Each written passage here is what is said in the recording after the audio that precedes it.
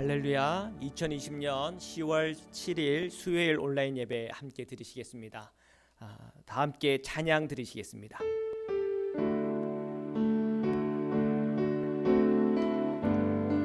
주 예수 나의 당신이여.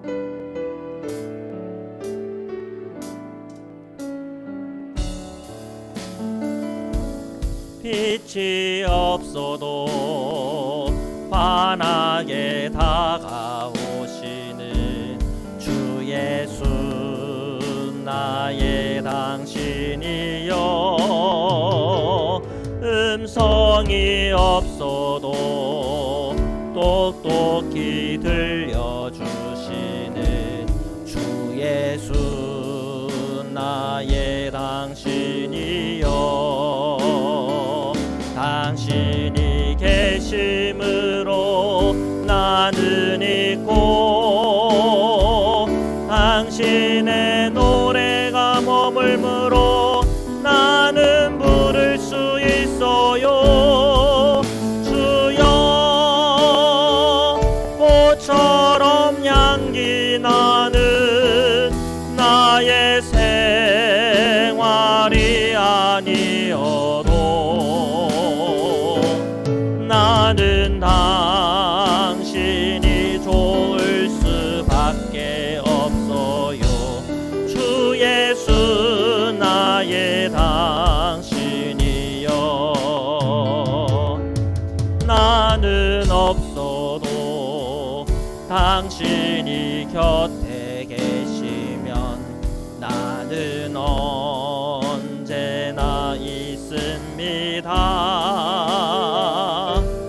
나는 있어도 당신이 곁에 없으면 나는 언제나 없습니다. 당신이 계심으로 나는 있고 당신의 노래가 머물므로 나는 부를 수 있어요. 주여 꽃처럼 향기 나는 나의 생활이 아니어도 나는 당신이 좋을 수밖에 없어요. 주 예수 나의 당신이여. 주 찬양합니다. 우리 함께 찬양 드리겠습니다.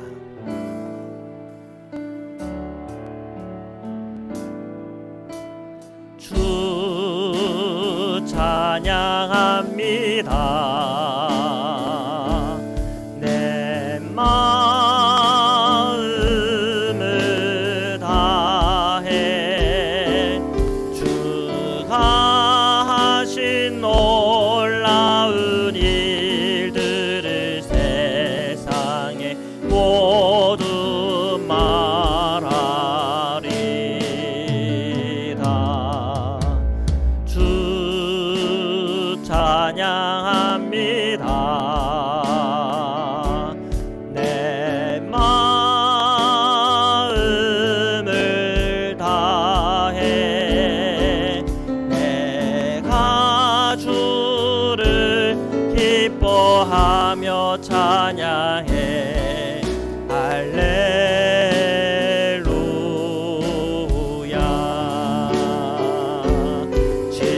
지극히 높으신 이름 찬양해. 할렐루야.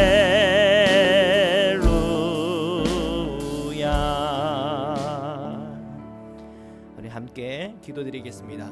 오늘 수요일 저희의 마음속에 주님을 바라보는 믿음의 눈을 열어주옵시고 저희들 모든 심령이 그 말씀 안에 영으로 완전히 깨어지는 은혜와 은총이 저에게 부어지도록 함께 기도하겠습니다. 사랑해 주님 감사합니다. 오늘 수요일 저희들이 온라인 예배 드리러 이렇게 나왔습니다. 주님의 말씀에 귀를 기울 때마다 또한 기도와 간구 중에 주님의 그 은혜를 체험하고 경험할 때마다 저희의 마음에 막혀있는 것들이 풀어지게 하시고 상한 심령이 치유와 회복이 되게 하시며 저희들의 믿음의 간구에 응답이 있게 하시며 주님 앞에 나아가는 자들이 누리는 하나님의 놀라운 복을 저희 모든 예배자들이 체험하고 경험하게 인도하여 주옵소서. 저희들이 온라인에서 드려지는 그 모든 예배가 광야에서 주님을 체험하고 경험했던 이스라엘 백성들이 체험했던 예배가 되게 하소서. 야곱의 그 광야의 그 어두운 시간 속에 베델의 기도로서 하늘과 땅이 연결되어지는 예배의 자리가 되도록 오늘 우리 성도님들의 그 모든 기도의 자리 위에 주님 임하여 주옵소서. 주님 찬양합니다. 아멘. 사랑의 주님 감사합니다. 오늘도 하나님의 그 사랑과 은혜가 오늘 온라인으로 예배하는 사랑하는 모든 성도님들의 심령과 마음에 임하소서.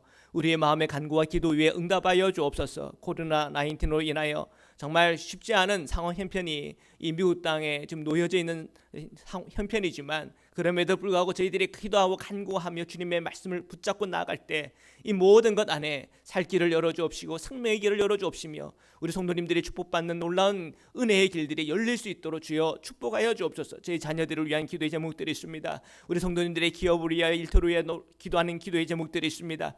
건강을 놓고 기도하는 제목들이 있습니다. 하나님 그 모든 기도마다 응답하여 주옵소서. 하나님의 말씀 앞에 서려고 할 때 그 말씀을 통하여 오늘도 제 영의 눈이 열리게 하시고 그 말씀 한 구절 한 구절 읽고 묵상하며 듣는 것 안에 저희가 영적인 지혜와 지식이 쌓이며 주님의 성령의 인도함을 그 말씀으로 받는 기쁨과 은총이 넘치도록 역사하여 주옵소서. 거룩하신 예수 그리스도의 이름으로 감사하며 기도드립니다. 아멘. 우리 하나님의 말씀 함께 보시겠습니다. 사무엘하 14장 1절부터 33절 말씀입니다. 1절인데요. 우리 함께 읽겠습니다. 시작. 수라야의 아들 요압이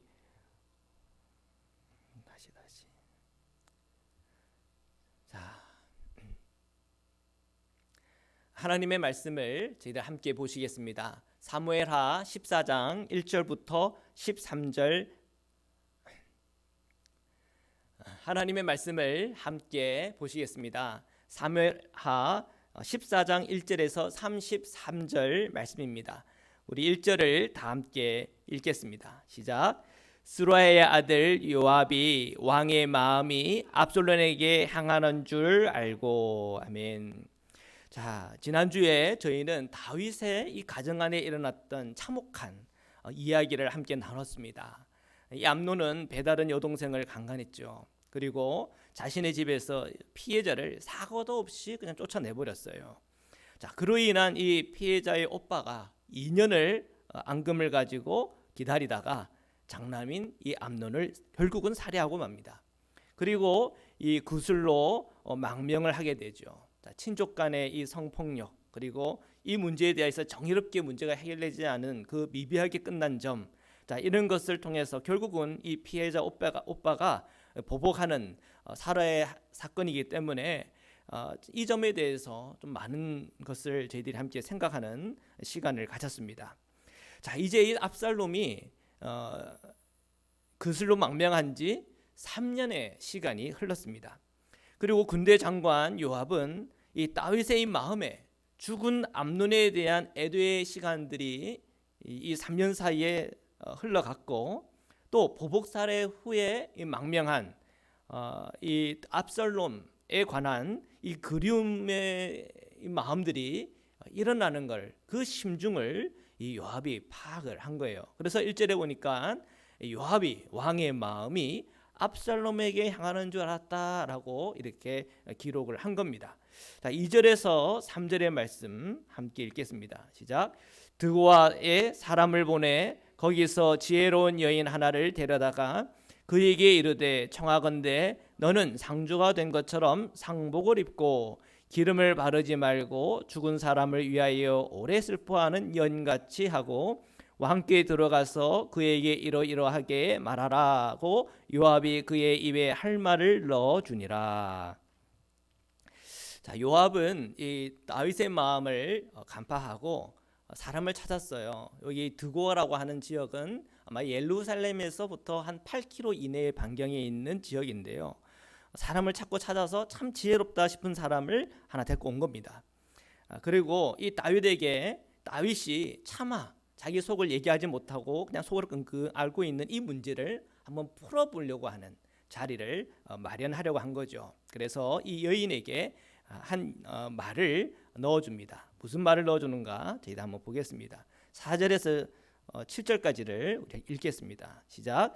두고와 여인이 왕께 아랠 때에 얼굴을 땅에 대고 엎드려 이르되 왕이여 도우소서 하니 왕이 그에게 이르되 무슨 일이냐 하니라. 대답하되 나는 진정으로 과부니이다. 남편은 죽고 이 여종에게 아들 둘이 있더니 그들이 들에서 싸우나 그들을 말리는 사람이 아무도 없으므로 한 아이가 다른 아이를 쳐 죽인지라. 온 족속이 일어나서 당신의 여종 나를 핍박하여 말하기를 그의 동생을 쳐 죽인 자를 내놓으라. 우리가 그의 동생 죽인 자를 갚아 그를 죽여 상속자가 될 것까지 끊겠노라 하오니 그러한즉 그들이 내게 남아있는 숯불을 꺼서 내 남편의 이름과 씨를 세상에 남겨두지 아니하겠나이다 하니. 자, 요압이 지혜로운 여인을 이제 찾았죠. 자, 그 여인에게 말을 넣어줬는데 이런 얘기를 하는 겁니다. 왕 앞에 가서 어떻게 보면 연기죠. 자기가 그 상복을 이렇게 입고 그리고 과부처럼 이렇게 흉내를 내면서 연기를 하는 겁니다. 자, 제게 두 아들이 있었는데 둘이 다투다가 하나를 쳐 죽였습니다. 그랬더니 이 남은 이 아들, 이 살인자라는 사람들이 손가락질을 하면서 마땅히 이 사람은 죽어야 된다 이렇게 얘기한다는 거죠. 그런데 이 아들이 자기에게는 마지막 희망이라는 거예요. 꺼지지 않는 꺼지면 안 되는 그 불이라는 거죠. 그리고 자기의 이 남편의 이 씨를 세상에 남길 수 없게 되었다는 겁니다. 자, 이 문제에 대해서 왕에게 아뢰는 거죠.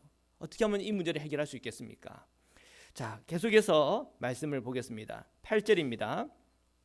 시작. 왕이 여인에게 이르되 내 집으로 가라. 내가 너를 위하여 명령을 내리리라 하는지라. 자, 다윗이 이 여인의 얘기를 들었죠. 그리고 좀 딱하다는 생각이 들었던 것 같아요. 그래서 걱정하지 말아라. 내가 너를 위해서 명령을 내릴 테니까 집에 가 있어.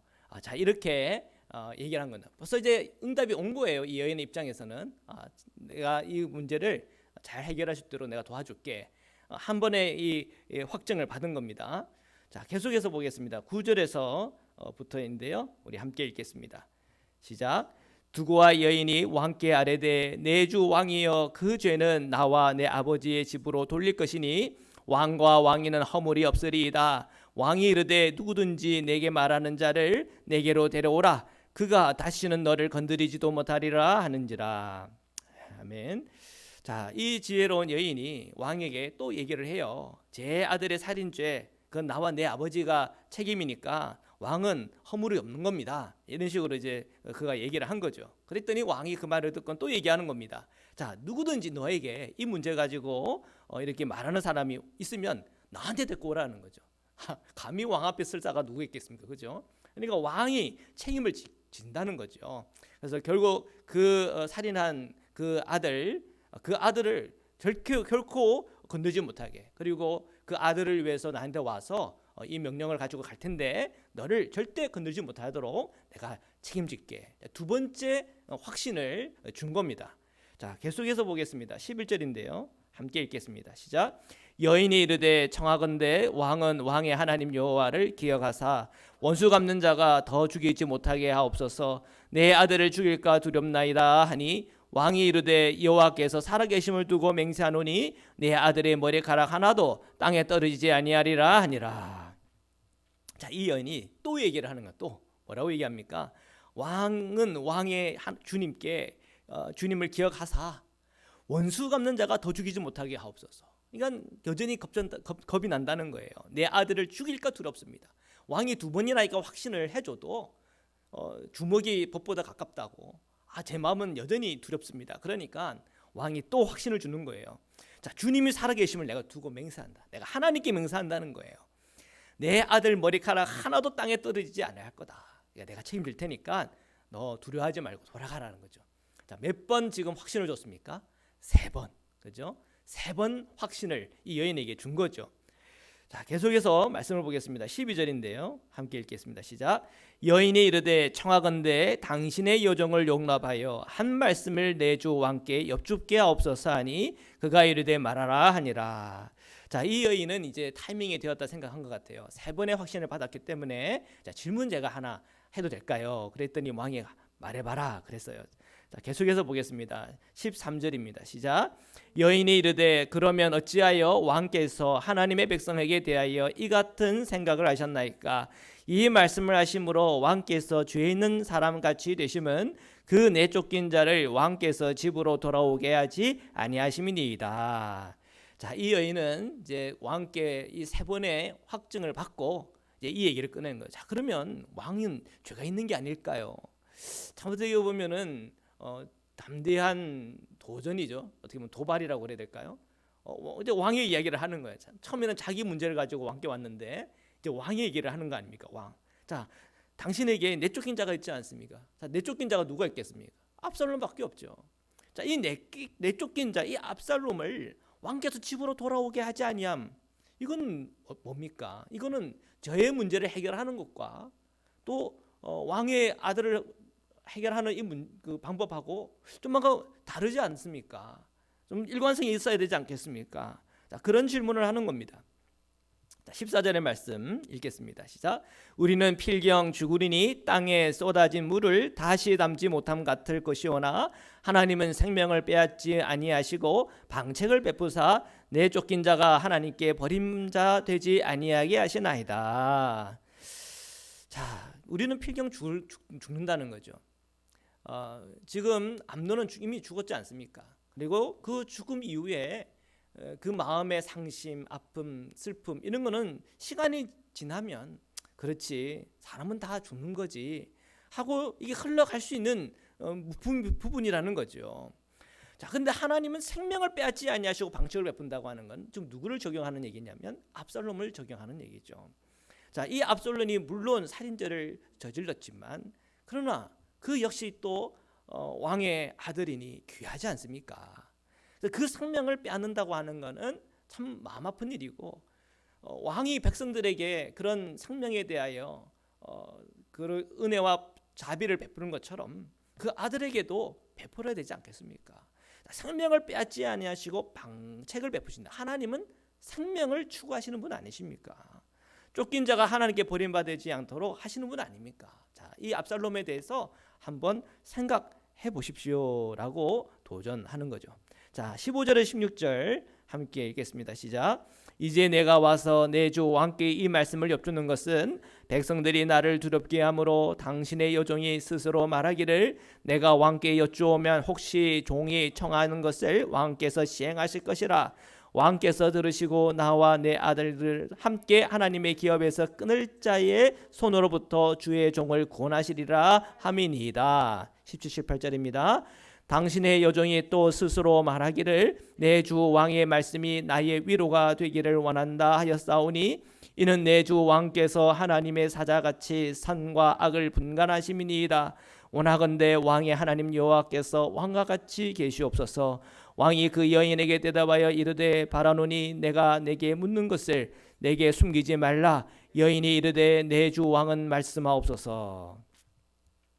자, 지금 이 왕은 이 지혜로운 여인의 이 대답하는 말을 듣고는 이제 질문을 하는 거죠. 이미 이제 왕은 다 이해를 한 겁니다. 이 여인이 처음에 와서 자기 아들들 얘기를 하고는 나중에 이제 왕 얘기를 한 거 아니에요. 이 여인이 자기 아들들 문제 때문에 온 게 아니라 자기가 지금 압살롬에 대하는 이 문제 때문에 왔다는 것을 이렇게 파악을 한 거예요. 간파를 하고 이 여인에게 묻는 거예요. 자, 내가 너에게 좀 물어볼 게 하나 있는데 숨기지 말고 나한테 말해라. 벌써 눈치를 챈 거죠. 자, 계속해서 말씀을 보겠습니다. 19절의 말씀인데요. 함께 읽겠습니다. 시작.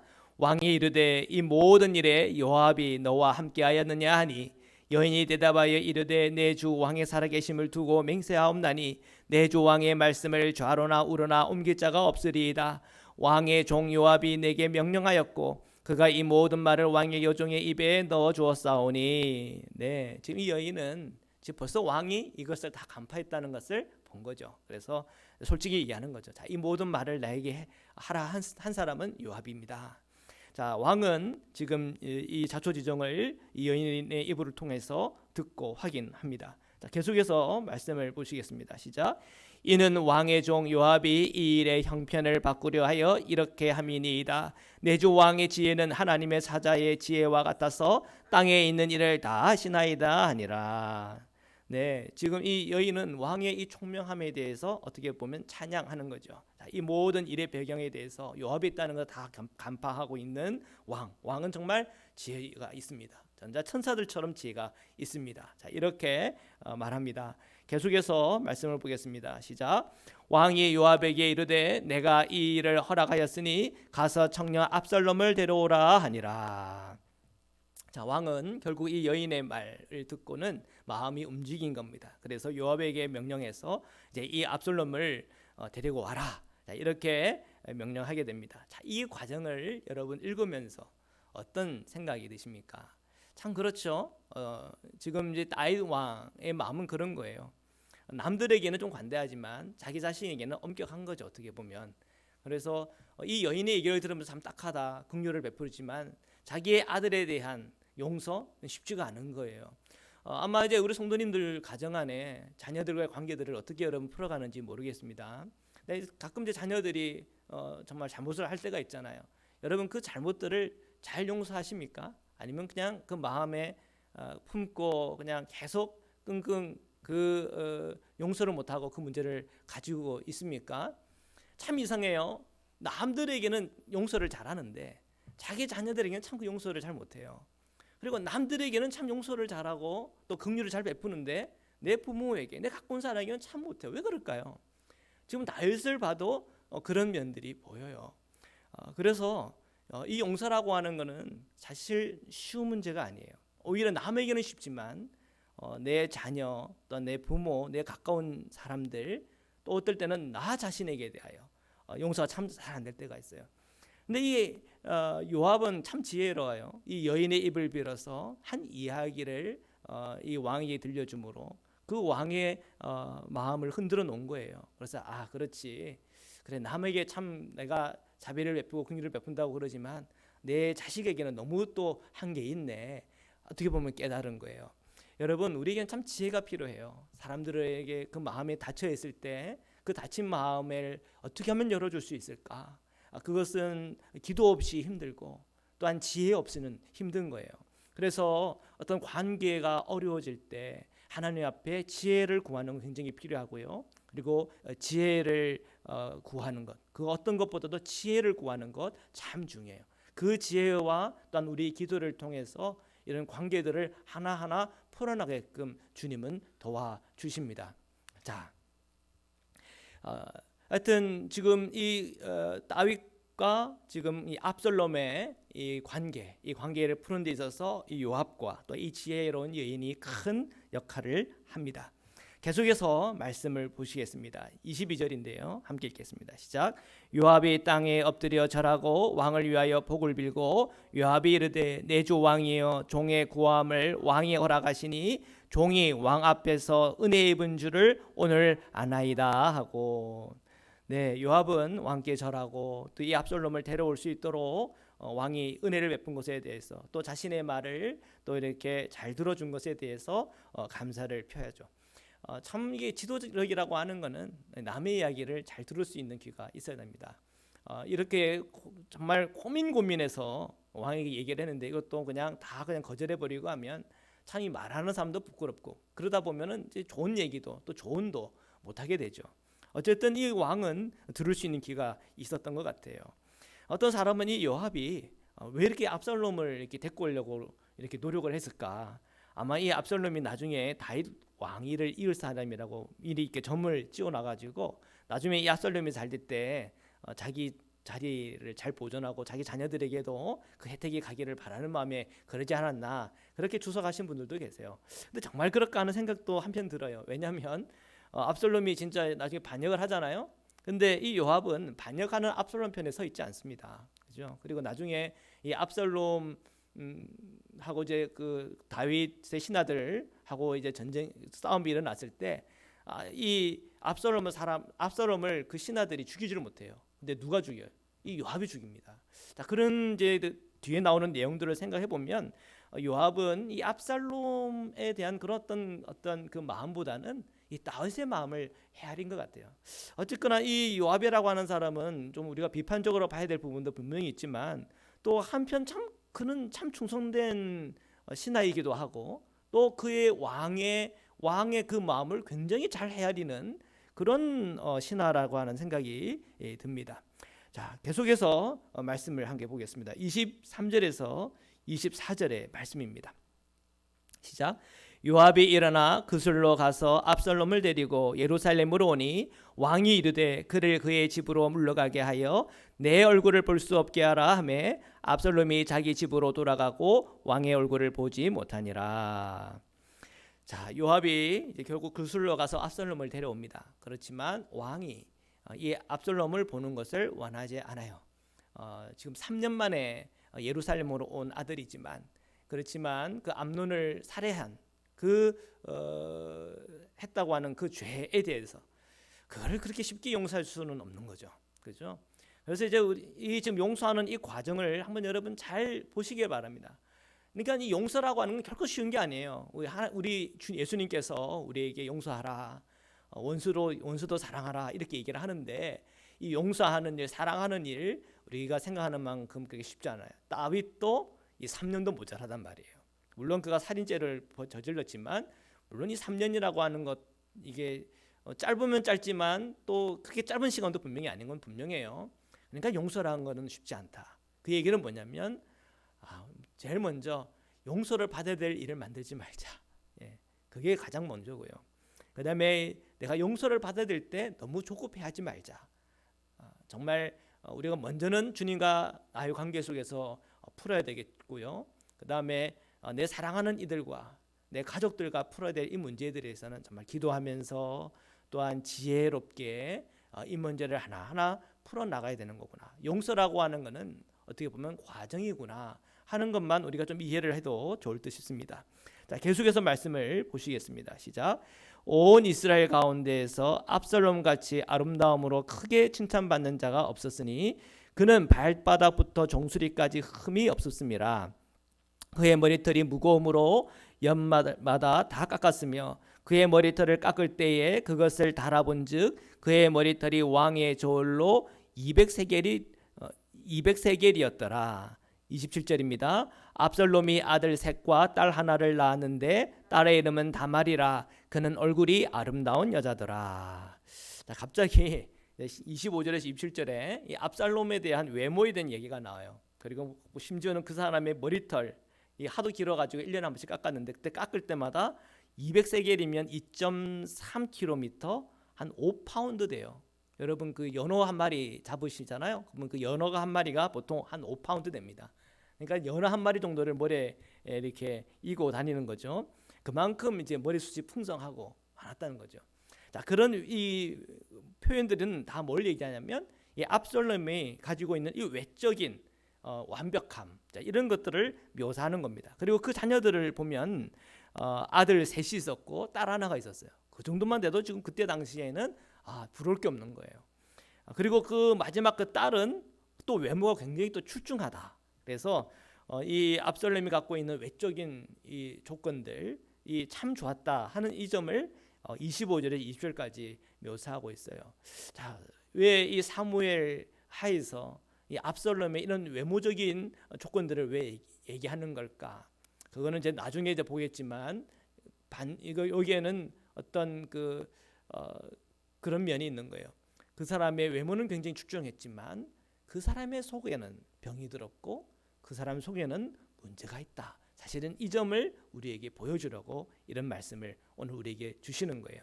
자, 우리가 이 세 절의 말씀을 우리가 읽으면서 우리 성도님들은 기억해야 될 게 있습니다.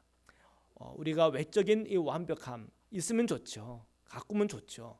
그렇지만 더 우리가 봐야 될 것은 우리 내면의 아름다움이라고 하는 것, 그것을 우리가 한번 기억하고 넘어가면 좋겠습니다. 자, 계속해서 28절의 말씀 함께 읽겠습니다. 시작. 압살롬이 이때 동안 예루살렘에 있으되 왕의 얼굴을 보지 못하였으므로. 압살롬이 이때 동안 2년 동안 예루살렘에 있었대요. 그러니까 이 망명생활을 하면서 3년, 그리고 예루살렘에 들어와서는 2년 동안 그 아버지를 보지 못한 겁니다. 그러니까 그만큼 용서의 시간이 긴 시간이 들은 거예요. 자, 계속해서 보겠습니다. 시작.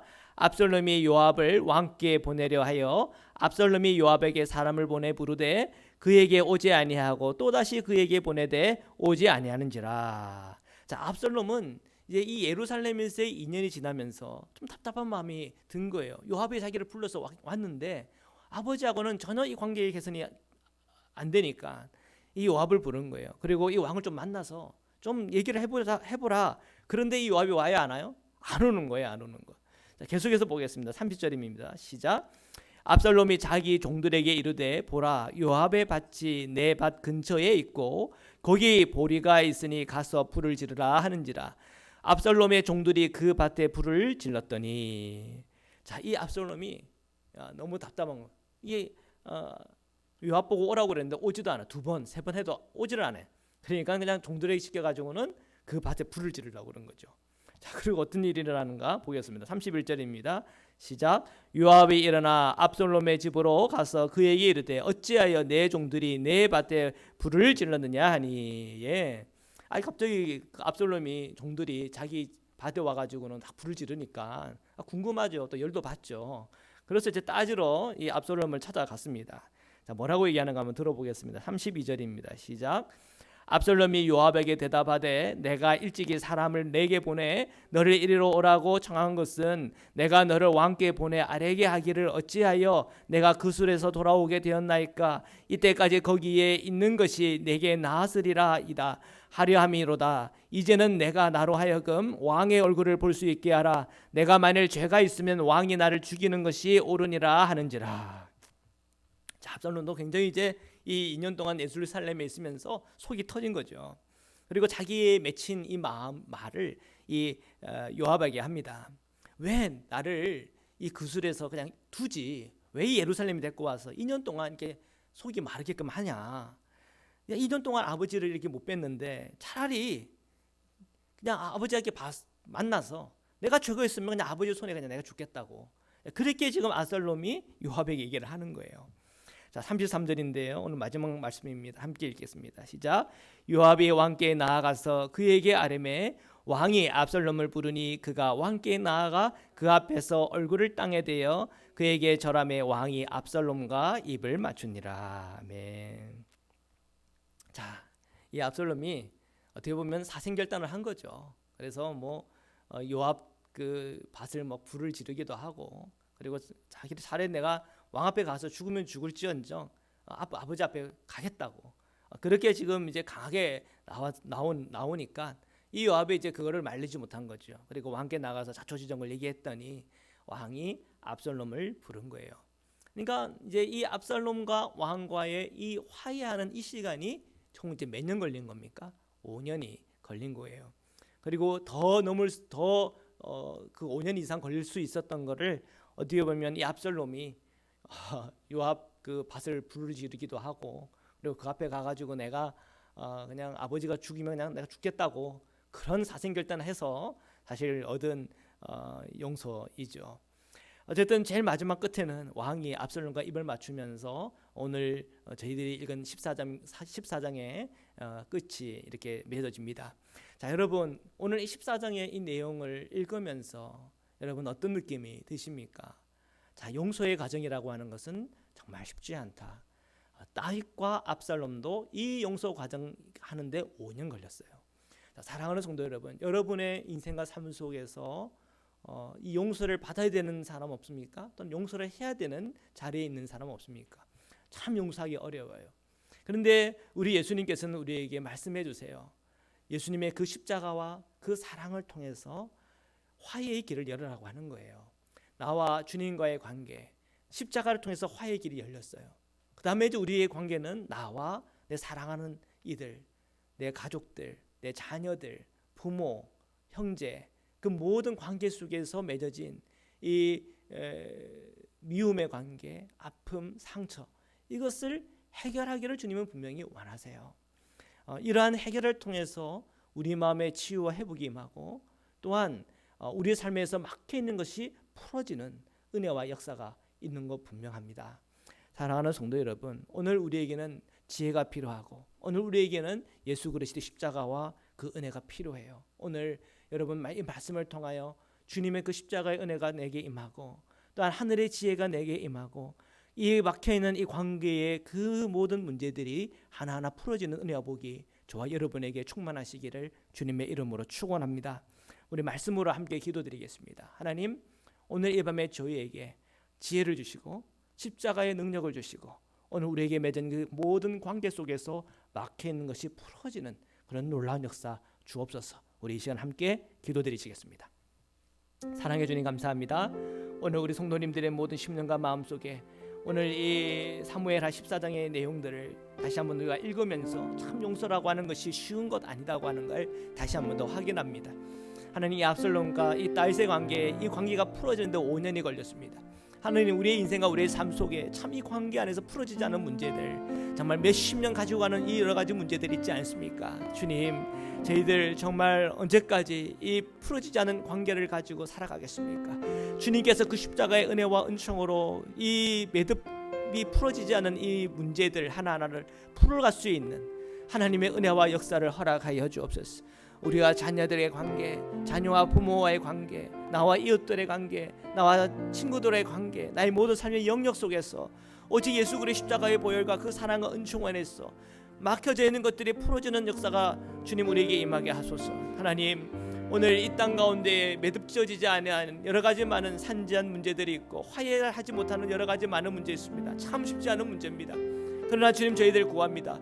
예수님의 그 십자가의 보혈을 통하여 하나님과 나의 관계들이 풀어졌고, 오늘도 주 예수 그리스도의 은총을 통하여 하나님의 보좌까지 담대하게 나갈 수 있는 담력이 우리에게 주어졌는데, 그 은혜의 눈이 열릴 때마다 주님과 나의 관계만 풀어지는 것이 아니라 나와 자녀들과 나와 부모와 나와 모든 이웃과의 관계들까지 풀며 살아갈 수 있는 복된 그리스도인의 길을 걸어갈 수 있도록 저희들을 그렇게 축복하여 주옵소서. 저희들이 오늘도 저희들의 그 이웃과 나라와 민족과 열방을 위해서 기도와 간구할 때마다, 교회들을 놓고 기도와 간구할 때마다 그 기도의 응답이 나타나게 하소서. 우리의 육신의 연약함이 있습니다.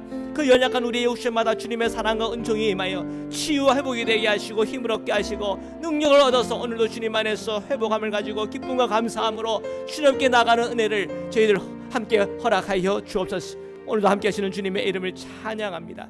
주님 감사합니다.